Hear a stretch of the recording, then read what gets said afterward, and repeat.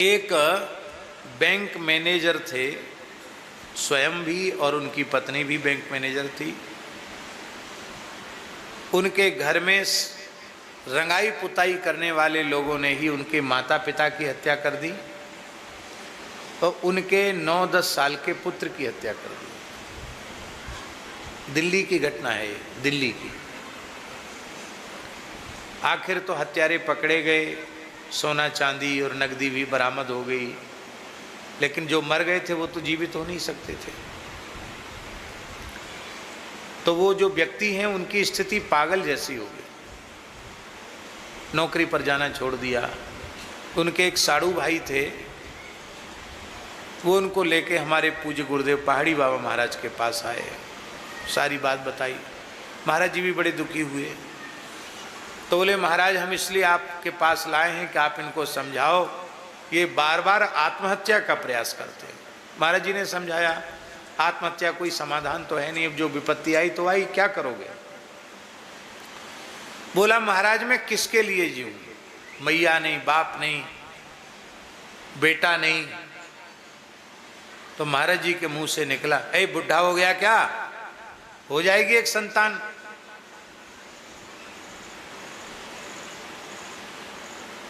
उसने कहा महाराज संतान नहीं हो सकती। क्यों? मेरी पत्नी का गर्भाशय, उसमें कोई रोग आ गया था, बीमारी, तो एम्स के डॉक्टरों ने गर्भाशय निकाल दिया है।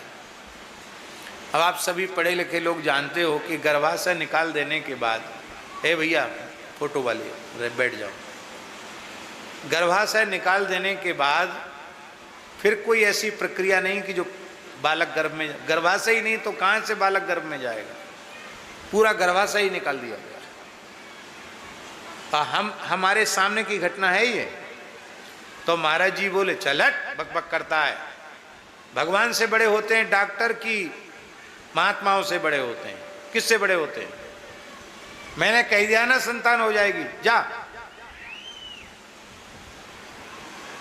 और वो जो व्यक्ति थे उनको इतना एक बाल के बराबर विश्वास नहीं था। पढ़े लिखा आदमी कैसे समझे, गर्भाशय निकाल दिया गया, बच्चे कैसे होगा। 1 साल पीछे उनके एक बेटी हुई। जिन डॉक्टरों ने ऑपरेशन करके गर्भाशय निकाला था वो महाराज का दर्शन करने आए। बोले ये नया गर्भाशय किसने भीतर बना दिया। महाराज कुछ सेवा बताओ। महाराज जी ने कहा ब्रजवासी संतों की कुछ सेवा करो। तो डॉक्टरों ने वहाँ एक कैंप लगा करके और गरीबों की, साधु संतों की, ब्रजवासियों की सेवा भी की। महाराज जी की आज्ञा से कैंप लगाए डॉक्टरों ने। फिर 1 साल के 2-3 साल की उसकी बच्ची हो गई। तो एक दिन महाराज जी से बोली बाबा उनको भैया दे दो। महाराज जी बोले ये गृहस्थी बड़े लोभी होते हैं। पहले कहता था मर जाएंगे, अब बेटी होगी तो कहते बेटा चाहिए। उसकी मैया ने रोते हुए कहा महाराज राखी बांधने के लिए भैया तो चाहिए। जा जा जा, हो जाए, अगली साल बच्चा बालक हो जाएगा। अब तो वो नौकरी चाकरी करते, दोनों के ब्याह हो गए, शायद कोई उसमें से एक विदेश में है। अब कोई डॉक्टर ने तो कोई ये किसी का गर्भवाणी निकली और सच्ची हो गई। ऐसी 1-2 बातें नहीं, कितनी बातें। ग्वालियर के बाबा महाराज एक सज्जन थे, उनकी गृहिणी को कैंसर, अब तो कैंसर के भी अच्छे इलाज होने लगे। उस जमाने में कोई कैंसर का इलाज नहीं था बम्बई के अलावा। बम्बई लेके गए, बहुत इलाज हुआ और अंत में डॉक्टरों ने हाथ खड़े कर दिए कि अब ये चाहो यहाँ मार लो, चाहो घर ले जाओ, अब इलाज संभव नहीं है। पूरे शरीर में बीमारी फैल गई। वो सज्जन पत्नी को लेके ग्वालियर जाने लगे। उनकी पत्नी ने कहा एक बार हमको गुरु महाराज का दर्शन करा दो, मरना तो है ही है, गुरु महाराज का दर्शन कर ले। खाक शौक में ले आए।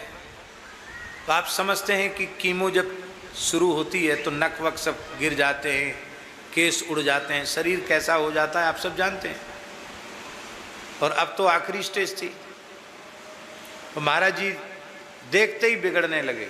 अरे राम राम, दुनिया में घुमा रहा है, अमर करेगा, अमर करेगा, ऐसे ही बोलते थे वो, अमर करेगा। अरे सुख से मरने भी नहीं देता, घर ले जा, प्रेम से मरने दे। महाराज मैं गृहस्थ आदमी हूं, मैं तो अपना सर्वस्व दे के अपनी पत्नी को ठीक करना चाहता हूं, 10 लोग क्या कहेंगे मेरे लिए कि अपनी घरवाली का इलाज नहीं करा रहा है। तो इलाज करा लिया ना तूने, कर दिया ना डॉक्टरों ने ठीक। रोने लग गया वो, बोला हम तो आपके यहीं छोड़ के जा रहे हैं, मैं तो अब कहीं नहीं जाऊंगा, आप चाहे ठीक करो चाहे कुछ। अरे चल हट हट यहां से हट।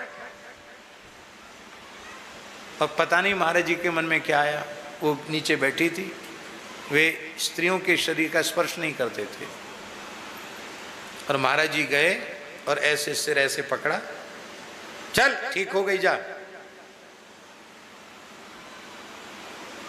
और उठ के खड़ी हुई, अभी जा अभी जा अभी जा। इसके बाद माताजी बिल्कुल ठीक हो गई, कोई बीमारी नहीं, फिर से बाल आ गए, फिर से नख आ गए, तगड़ा शरीर हो गया, और इसके बाद कम से कम 20 वर्ष तक जीवित रही, 20 वर्ष तक।